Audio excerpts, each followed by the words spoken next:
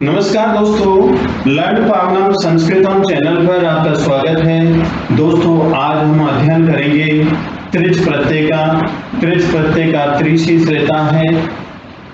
त्रिच प्रत्यय के रूप पुल्लिंग में पितृ शब्द की तरह चलते हैं, स्त्रीलिंग में नदी शब्द की तरह चलते हैं। त्रिच प्रत्यय का प्रयोग कर्ता या वाला अर्थ में किया जाता है। जैसे गम धन त्रिच प्रत्यय है, इसका मूल शब्द क्या बनेगा? गंत्री। और पुल्लिंग में लिखेंगे हम गंता। गंता मीन्स जाने वाला, गंत्री जाने वाली। इस प्रकार से इसके रूप बनते हैं। देखिए दोस्तों, आइए हम त्रिच प्रत्यय का अध्ययन करते हैं। त्रिच प्रत्यय त्रिशीर्ष रहता है, यानी ता। कर्ता या वाला अर्थ में त्रिच प्रत्यय का प्रयोग किया जाता है।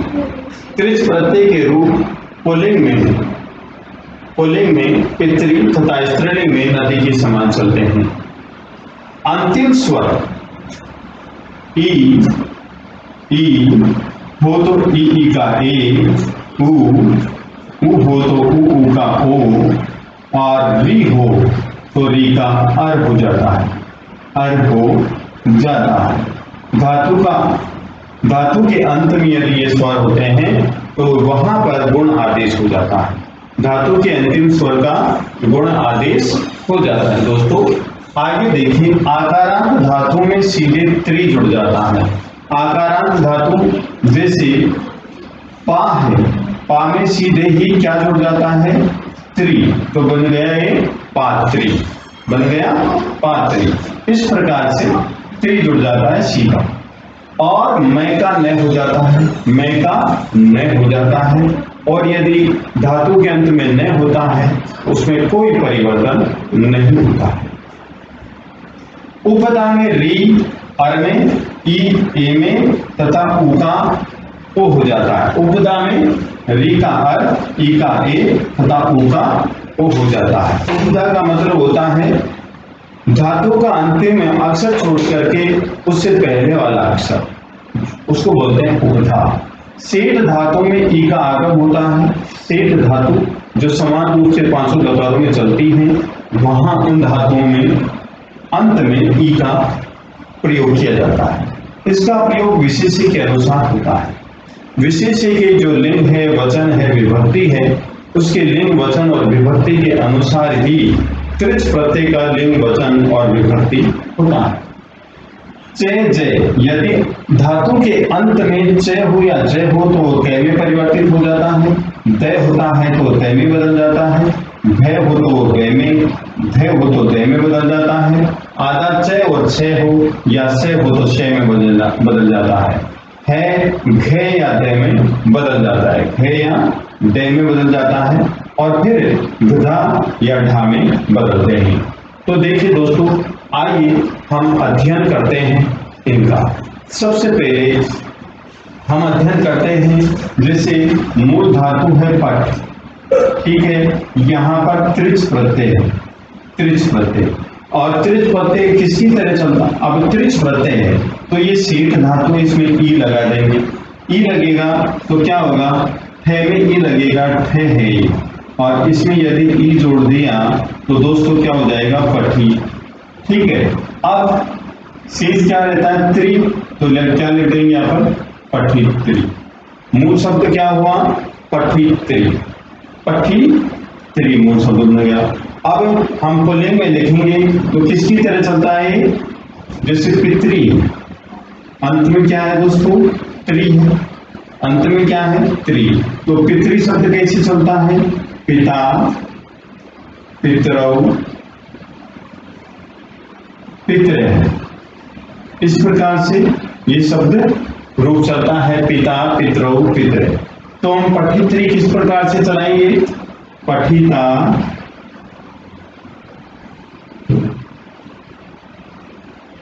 पठितरौ, पठितर, पठित है। पठिता, पठितरौ, पठित है।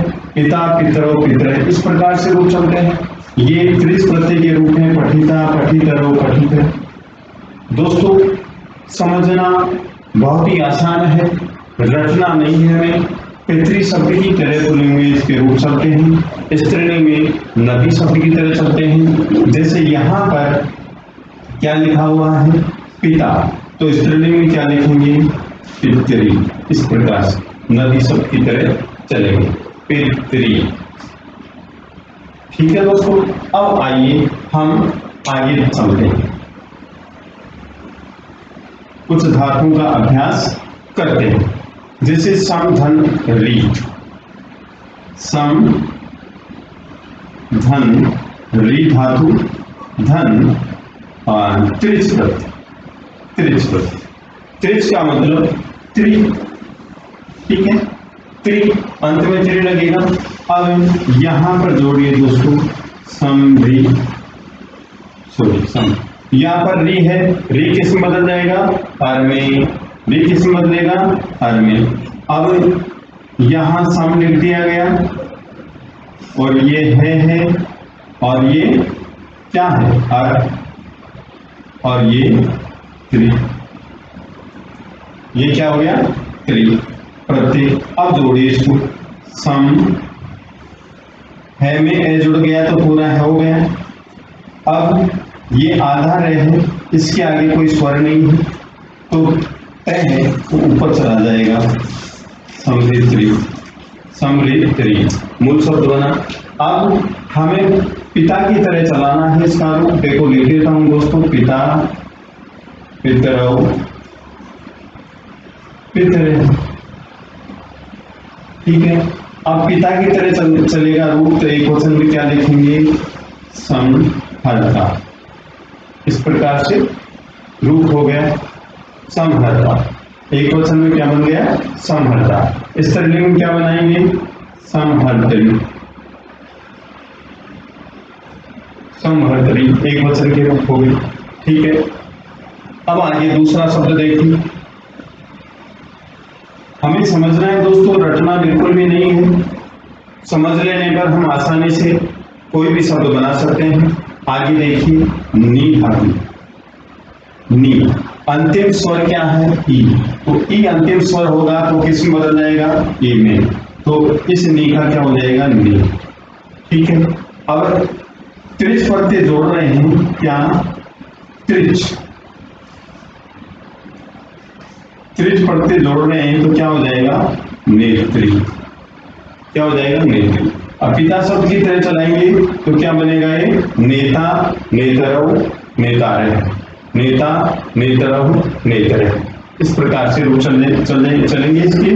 तो एक वचन नेता, पुल्लिंग में बन गए इसके रूप नेता, स्त्रीलिंग में नेत्री, इस प्रकार से रूप बनेंगे। स्त्रीलिंग में नेत्री रूप बन गया नेता और स्त्रीलिंग में नेत्री, ठीक है। अब आगे देखिए दूसरा शब्द, दूसरा शब्द देख रहे हैं दोस्तों भुज, भूज।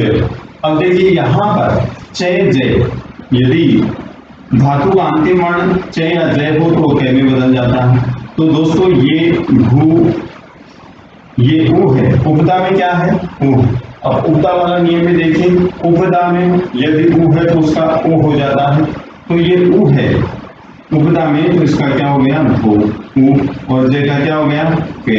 और अब क्या जोड़ेंगे त्रिच प्रत्यय, त्रिच प्रत्यय का मतलब होता है त्रि, तो क्या हो गया भोक्त्री, क्या हो गया भोक्त्री। अब हम पुल्लिंग में लिखेंगे भोक्त्री, पुल्लिंग में लिखेंगे तो क्या लिखेंगे भोक्ता, स्त्रीलिंग में लिखेंगे तो क्या लिखेंगे भोक्त्री, इस प्रकार से रूप बन गए, इस प्रकार से इसके रूप बन गए। नेक्स्ट देखिए पक्ष धातु, पक्ष धातु, पच और धन त्रिच प्रत्यय, ठीक है। अब देखिए यहां पर च आया है अंतिम वर्ण, च आया तो च कै में बदल जाएगा, तो देखिए पै और च कै में बदल गया, क्योंकि च आधा है तो कै भी आधा होगा। अब त्रिच प्रत्यय का मतलब होता है त्रि, तो क्या बन गए पक्त्री, क्या बन गया पक्त्री। तो पुल्लिंग में इसका रूप क्या होगा पक्ता, स्त्रीलिंग में क्या होगा पक्त्री, स्त्रीलिंग में पक्त्री हो गया। अब नेक्स्ट है जैसे गम धर्म, गम धातु धन त्रिच प्रत्यय। तो इसका रूल क्या है कि धातु का अंतिम वर्ण यदि मैं होता है तो मैं का न हो जाता है, मैं का न हो जाता है। तो दोस्तों इस मैं का क्या हो जाएगा न, और त्रिच का त्रि, तो हो गया ये मूल शब्द गंत्री। अब पुल्लिंग में क्या लिखेंगे गंता, स्त्रीलिंग में क्या लिखेंगे गंत्री, इस प्रकार से इसके रूप से। ठीक है, नेक्स्ट देखिए ज्ञा धातु, नेक्स्ट ज्ञा धातु, ज्ञा धन त्रिच प्रत्यय। अब जो धातु होती है उसका अंतिम वर्ण यदि आ होता है तो उसमें जो हम प्रत्यय जोड़ेंगे त्रिच प्रत्यय एज इट इज जोड़ देंगे, कोई चेंजिंग नहीं होगा। ऐसे इसे हम ज्ञा लिखेंगे, और दोस्तों त्रिच का मतलब थ्री, तो हो गया है ज्ञात्री, ज्ञात्री जानने वाला। तो हम पुल्लिंग में लिखेंगे ज्ञाता और स्त्रीलिंग में लिखेंगे दोस्तों ज्ञात्री। ज्ञाता जानने वाला, ज्ञात्री जानने वाली, जानने वाली। नेक्स्ट है दोस्तों जैसे श्रु धातु है, धन त्रिच प्रत्यय है, श्रु धातु धन त्रिच प्रत्यय। देखो धातु का अंतिम जो स्वर है वह उ है, उ किस में बदल जाएगा ओ में, तो ओ में बदल दिया। अब त्रिच का मतलब त्रि, तो बन गया ये श्रोत्री। अब यहाँ पर हम धातु लिखेंगे पुल्लिंग में, तो श्रोता सुनने वाला और श्रोत्री सुनने वाली, श्रोत्री सुनने वाली, इस प्रकार से रूप बन गए। नेक्स्ट है छिद धातु, छिद, छिद धातु है और हम जोड़ रहे हैं त्रिच प्रत्यय, हम जोड़ रहे हैं त्रिच प्रत्यय। तो छी द से पहले उपदा में क्या है ई, तो ई का क्या हो जाएगा ए, और इस द का क्या हो जाएगा तय। तो देखिए द का तय, यदि धातु का अंतिम वर्ण द हो तो वह तय में बदल जाता है, और उपदा में ई होता है तो वह ए में बदल जाता है। ये रूल लिखा हुआ है दोस्तों, उपदा में ई ए में बदल जाता है। ठीक है, और ये तय में बदल जाता है। तो हमारा रूप क्या बनाई, हमारा रूप बना छेद और दे का तय और त्रिच का त्रि, क्षेत्रीय रूप बना, क्षेत्रीय रूप बना। तो पुल्लिंग में क्या बनेगा छेता और स्त्रीलिंग में क्षेत्रीय रूप बनी क्षेत्रीय। ठीक है, छेद का मतलब छेदना, छेदा छेद करने वाला, क्षेत्रीय छेद करने वाला। ठीक है, नेक्स्ट देखिए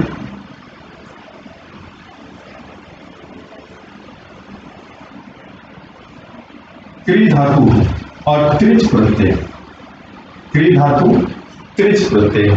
ठीक है, अब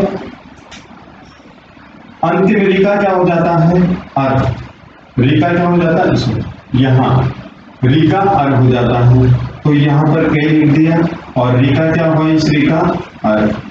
ठीक है, अब त्रिच का मतलब त्रि, इस त्रिच प्रत्यय का मतलब क्या होता है दोस्तों त्रि, त्रि का मतलब जो शेष होता है वो मूल शब्द में जोड़ दिया जाता है। अब जोड़ी इस के में ए मिल गया तो पूरा क्या हो गया, रे के आगे कोई स्वर नहीं है, कैसे नहीं है आप बोलोगे कि री है, री कैसे हुआ, देखिए तय धन री, री तो तय के बाद आया, इसलिए रे के बाद में यहाँ पर कोई स्वर नहीं है, तो ये रे कहाँ जाएगा, स्वर रहित रे कहाँ जाएगा तय के ऊपर, तो स्वर रहित रे तय के ऊपर चला गया। तो क्या बनाए शब्द कर्तरी।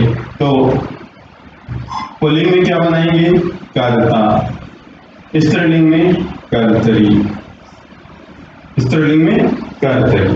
कर्ता मीन्स करने वाला, कर्तरी मीन्स करने वाली। ठीक है, नेक्स्ट एग्जाम्पल और देखिए,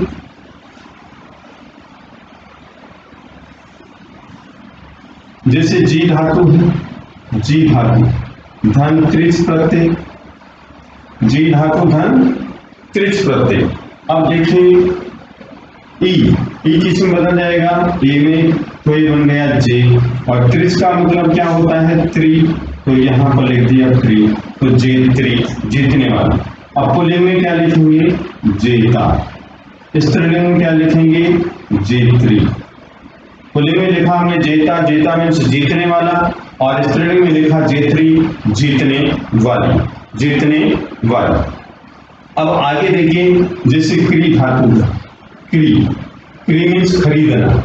अब यहां पर हम त्रिच प्रत्यय जोड़ेंगे, त्रिच। त्रिच का मतलब दोस्तों क्या होता है? त्रि। त्रिच का मतलब होता है त्रि। तो देखिए यहां पर ई है, तो ई का क्या हो जाएगा? ए हो जाएगा, ई। और त्रिच का मतलब त्रि हो जाएगा, तो क्या बनाए? क्रेत्री। क्या बना? क्रेत्री। अब पिता की तरह इसके रूप चलाएंगे तो क्या बनेगा? क्रेता। इस शब्द से तो आप बहुत ही अच्छी तरह से विदित हैं। क्रेता मीन्स खरीदने वाला, परचेजर। ठीक है, अब स्त्रीलिंग में लिखेंगे क्रेत्री। क्रेत्री मीन्स खरीदने वाली। क्रेत्री का मतलब होता है खरीदने वाली। नेक्स्ट देखिए दोस्तों, सभी तरह के एग्जाम्पल करेंगे तो हमारी समझ में अच्छी तरह से आ जाएगा। देखिए नेक्स्ट है री। री का मतलब होता है हरण करना, और यहाँ पर हमने त्रिच प्रत्यय इसमें जोड़ना है, त्रिच प्रत्यय जोड़ना है। तो दोस्तों ये री है में री स्वर है, तो इस री का क्या हो जाएगा? अर। तो लिखेंगे है और री का क्या होगा? अर। और त्रिच का मतलब क्या होता है? त्रि। तो जोड़ दीजिए, है में री विद्यमान है, अंतिम स्वर ई का क्या हो जाएगा? ए उ का और री का अर। तो ये री है, इसका क्या कर दिया? अर। यहां से री हमने यहां ले लिया, इसका अर बन गया। तो यहां पर क्या बचा? केवल है बचा, स्वर रहित है बचा, यहाँ पर स्वर रहित है। और आगे त्रिच का मतलब हुआ त्रि। तो जोड़िए दोस्तों, है में ए मिल गया तो पूरा है बन गया, और रे के आगे कोई स्वर नहीं है तो रे कहां जाएगा? तय के ऊपर। तो क्या बना? हरत्री। हरत्री में हरण करने वाला, तो पुल्लिंग में इसके रूप क्या बनेंगे? हरता। हरता में हरण करने वाला। स्त्रीलिंग में क्या बनेगा इसका रूप? हरत्री, हरण करने वाली। हरत्री, हरण करने वाली। नेक्स्ट है जैसे गम, नम, हन, ये धातुएं भी। अब देखिए मैं का क्या हो जाएगा? ने। मैं का ने हो जाता है, तो क्या बन गया? यहां पर हम त्रिच प्रत्यय जोड़ रहे हैं, त्रिच। त्रिच का मतलब क्या होता है? त्रि होता है। त्रिच का मतलब त्रि। अब जोड़ दीजिए, त्रिच का मतलब त्रि, और इस में का क्या हो जाएगा? ने हो जाएगा। तो क्या हो जाएगा? ने का, मैं का ने हो गया। इस में का क्या हो जाएगा? ने। इस नियम के अनुसार मैं का ने हो जाता है। ठीक है, और त्रिच का क्या? त्रिच का क्या होगा? त्रि होगा। इस त्रिच प्रत्यय का आप त्रि मानिए, मूल धातु में जोड़ेंगे त्रि, तो बन गए गंत्री। क्या बना? गंत्री। अब पुल्लिंग में क्या बनेगा इसका रूप? गंता। स्त्रीलिंग में क्या बनेगा? गंत्री। ठीक है, गंता जाने वाला, गंत्री जाने वाली। अब देखिए नम, धन-त्रिच प्रत्यय, तो ये भी इसी प्रकार से बनेगा, ने और मैं का कर दिया ने, और नंत्री, नंत्री नमस्कार करने वाला। अब आगे पुल्लिंग में लिखेंगे नंता, नमस्कार करने वाला, और नंत्री नमस्कार करने वाली। इस प्रकार से वो बन गया। नेक्स्ट है हन, तो ने में कोई चेंज नहीं होगा, तो लिखेंगे हन, और त्रिच का त्रि, हंत्री हरण करने वाला। तो हम आगे लिखेंगे हंता, हरण करने वाला, और हंत्री हरण करने वाली। इस प्रकार से रूप बन गए। अब आगे भी धन त्रिच प्रत्यय, भी धन त्रिच प्रत्यय, तो ई का क्या हो जाएगा? ए, तो हो गया भे, और त्रिच का त्रि, तो भेत्री। ठीक है, अब भेत्री पुल्लिंग में लिखेंगे भेता, भेता मीन्स डरने वाला, और भेत्री डरने वाली। भी मीन्स डरना। अब नेक्स्ट है जैसे कथ, पूज, चुर और ची। कथ, पूज, चुर और चिंत, ये धातुएं हैं चार। इन चार धातुओं में ये और ई का आगम होता है। कथ, पूज, चुर और चिंत, इन चार धातुओं में दोस्तों किसका आगम हो जाता है? त्रिच प्रत्यय जोड़ रहे हैं हम, त्रिच प्रत्यय। ठीक है, त्रिच प्रत्यय जोड़ने से पहले हम देख रहे हैं कि इन धातु में किसका आगम होगा, ये प्लस ई। ठीक है, ये प्लस ई, तो क्या बन जाएगा, क्या बन जाएगा ये कथयित्री। क्या बन जाएगा, कथयित्री। इस प्रकार से कथयी, ये यहां तक तो ये बन गया, त्रिच का मतलब त्रि, कथयित्री। और इसी प्रकार से पूजयित्री, चोरयित्री,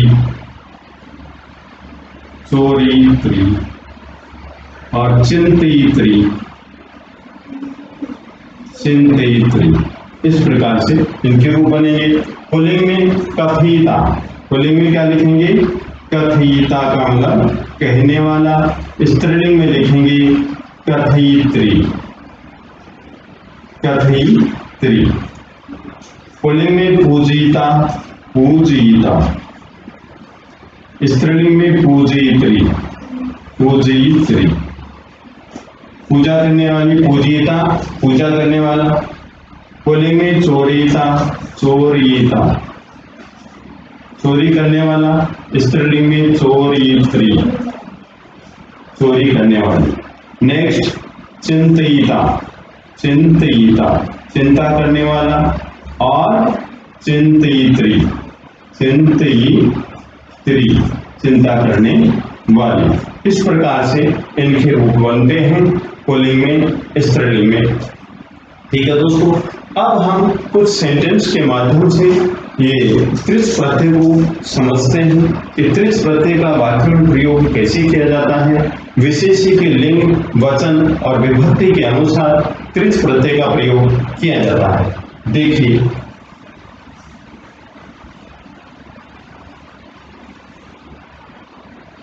जैसे सेंटेंस है ये जानाती,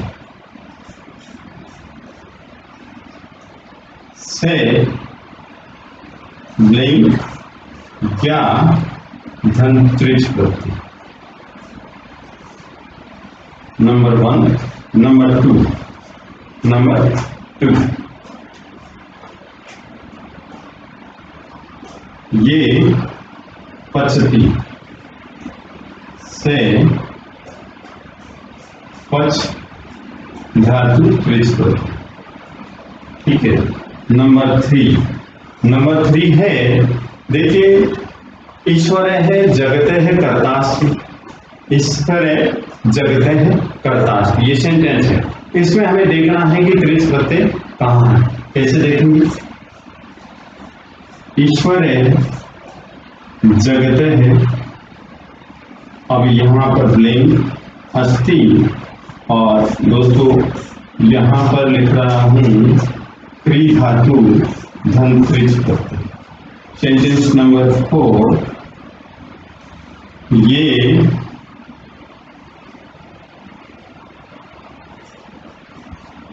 कथां श्रेणोति, से श्रु धातु त्रिच प्रत्यय, त्रिच प्रत्यय, श्रु धातु त्रिच प्रत्यय। नेक्स्ट है